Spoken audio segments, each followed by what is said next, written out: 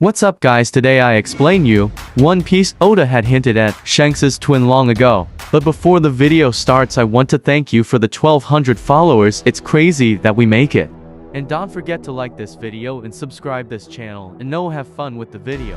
One Piece's recent developments have shocked the fans, and much of that has to do with the very exciting plot point that saw Shanks' twin brother appear in the Elbaf arc. It is safe to say that this is one of the biggest twists that fans have seen in the story to date, and this twist is going to have massive repercussions on the Elbaf arc going forward. The excitement is already through the roof, and while some questions have been answered, other even bigger questions have now been raised, which fans intend to get the answer to in the upcoming few chapters. What matters most right now, however, is the character that was just introduced in One Piece, who happens to be Shanks' twin brother. Interestingly enough, Shanks' twin brother was not introduced in One Piece out of absolutely nowhere. In fact, Oda had already hinted at the presence of this individual in the story a while ago.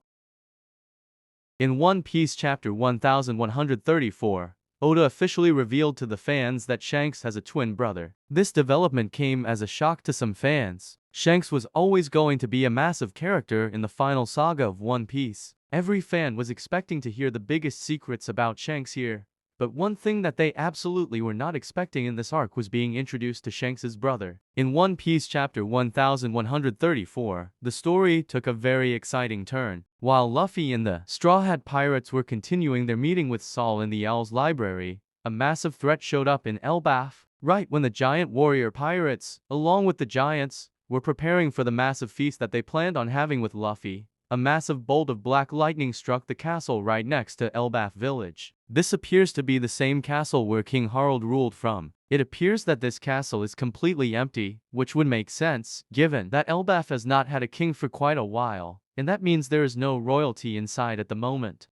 Inside the castle, fans could see a massive summoning circle, and this summoning circle was surrounded by huge flames. It was clear for the fans to see that this flaming circle was very similar to the one that Saturn emerged out of in the Egghead arc. When the other elders were called to Egghead by Saturn, this very same summoning circle appeared back then as well. This time around, however, no elder appeared out of the summoning circle. Instead, two individuals who were in a garb showed up with their faces being completely covered.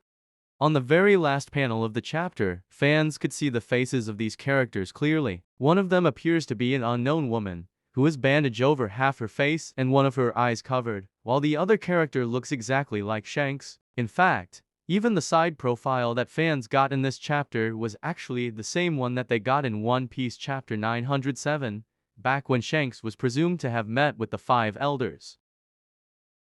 Oda had already hinted at Shanks having siblings. This should not come as a surprise to any fan with a keen eye. The very first thing that needs to be said is Oda kept implying in the story that there was a character who looked just like Shanks. The very first hint of this came after the events of the Wano Country arc, where Dragon spoke of the God's Knights for the first time. Clearly, an individual with a silhouette similar to Shanks popped up, and at the time, fans did not pay much attention to it, simply because this was a silhouette, and Oda's silhouettes are known to be widely inaccurate. But questions were asked by the readers about this silhouette matching that of Shanks. This happened once again, when the God's Knights were imagined rather recently in One Piece, and once again, all of them were in silhouette. This time around, the character also matched Shanks, which led many fans to believe that the head of the God's Knights will have something to do with the Figurland family.